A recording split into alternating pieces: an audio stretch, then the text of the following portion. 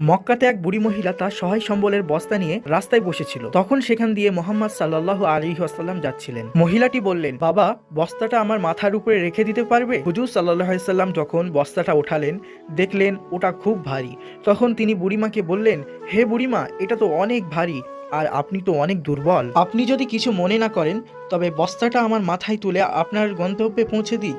তখন বুড়িমা হেসে বললেন, এর থেকে ভালো আর কি হতে পারে? হাঁটতে হাঁটতে বুড়িমা বলল, মক্কাতে নাকি মোহাম্মদ নামে এক জাদুকর এসেছে, যে নিজেকে আল্লাহর রসুল বলে দাবি করে আর আমাদেরকে মূর্তি পূজা করতে নিষেধ করে। আমি মক্কা ছেড়ে পালিয়ে যাচ্ছি, তুমিও পালিয়ে যাও। কথা বলতে বলতে তার গন্তব্যে চলে আসে। তখন বুড়ি বলল, বাবা, তোমার নাম কি? হুজুর সাল্লাল্লাহু আলাইহি ওয়াসাল্লাম বললেন, রাস্তায় যার নিন্দা মন্দ করছিলেন, আমি সেই মোহাম্মদ সাল্লাল্লাহু আলাইহি ওয়াসাল্লাম। বুড়ি তখন তার চেহারার দিকে তাকিয়ে বলল, তুমি কখনো মিথ্যা বলতে পারো না। প্রিয় ভিউয়ার্স, ভিডিওটি ভালো লাগলে লাইক করবেন।